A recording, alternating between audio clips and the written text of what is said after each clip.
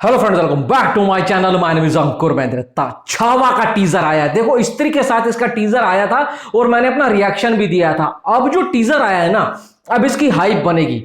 सबसे पहले मैं आपको एक चीज बता दूं ना, बेस्ट है, बेस्ट चॉइस संभाजी महाराज के रोल के लिए विक्की कौशल। देखो बॉलीवुड के अंदर ना दो तीन ही एक्टर ऐसे हैं ना जो बिल्डअप से लगते हैं ये वॉरियर हैं। एक तो भाई विक्की कौशल, दूसरा रणदीप हुड्डा। मैं बता रहा हूं, अक्षय कुमार ने जो पृथ्वीराज की थी ना, अगर भाई साहब यशराज वहां पर विक्की कौशल या रणदीप हुड्डा को कास्ट कर लेते ना, वो वहीं फाड़ देते। सच बता रहा हूं। अब देखो संभाजी महाराज के रोल में विक्की कौशल क्या लग रहा है बंदा। 116 किलो वजन किया है, बॉडी बिल्डअप देखो और भाई साहब सीन्स का एलिवेशन देखो। एक ही चीज का डाउट है, लक्ष्मण उटेकर, आज तक उन्होंने ना वॉरियर के ऊपर फिल्में बनाई नहीं है। जब भी ऐसे वॉरियर वाली फिल्मों की बात होती है ना, तो बॉलीवुड में या तो संजय लीला भंसाली या फिर भाई साहब साउथ से राजा मौली साहब का नाम आगे आता है। पर अच्छी बात है कि कोई ऐसा डायरेक्टर आ रहा है जो हिंदुस्तान के असली शेर की कहानी लेकर आया। आप संभाजी महाराज के बारे में जिसको नहीं पता है ना,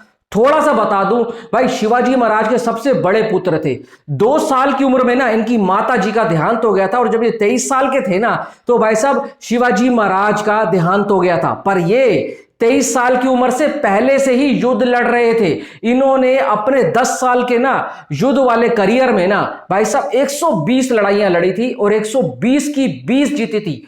अनेकों बार ना अपने पैरों की धूल चटवाई थी औरंगजेब को। औरंगजेब मरता मर गया, पर भाई साहब संभाजी महाराज को कभी हरा नहीं पाया। जब संभाजी महाराज को औरंगजेब ने ना 10 साल की उम्र में आगरा में शिवाजी महाराज और संभाजी महाराज को कैद कर लिया था आगरा में, भाई साहब छल से। बट ये दोनों बाप बेटे ना वहां से ऐसे निकले थे ना, उसके ऊपर अलग से कहानी बनती है। और संभाजी महाराज की इतनी अनगिनत शूरवीरता की कहानी है ना, आप सुनोगे तो हिल जाओगे। जब संभाजी महाराज को है ना अपने ही इंटरनल किसी बंदे ने धोखा दिया था, उनके साले ने, और उन्होंने खबर दे दी थी कि संभाजी महाराज जहां पे, तो औरंगजेब ने ना वहां पर अपने बंदे भेजकर उनको कैद कर लिया था।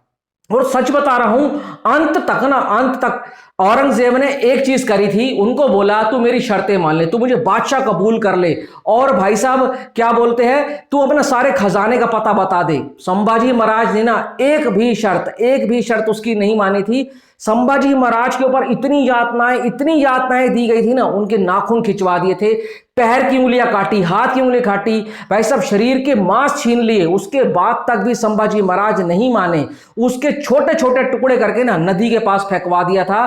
तो एंड में पता औरंगजेब ने क्या बोला था, मेरे 4 पुत्र थे, अगर उनमें से एक भी पुत्र आप जैसा होता ना, तेरे जितना ताकतवर और दृढ़ निश्चय वाला होता ना, मैं पूरी दुनिया को फतेह कर लेता।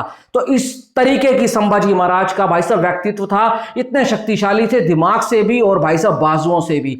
तो सच बता रहा हूं, अगर लक्ष्मण उटेकर ने इस कहानी को सही तरीके से प्रेजेंट कर दिया होगा ना, तो भाई सारे रिकॉर्ड टूट जाएंगे। और बहुत जबरदस्त टीजर है, सीन का एलिवेशन देखो, वो जो घोड़े के ऊपर आ रहे होते हैं कि भाई शिवाजी को शेर कहते हैं और शेर के पुत्र को छावा, और वहां से जो जंप मारकर ऊपर जाता है, सैकड़ों बंदों की हड्डी पसली तोड़ देता है ना।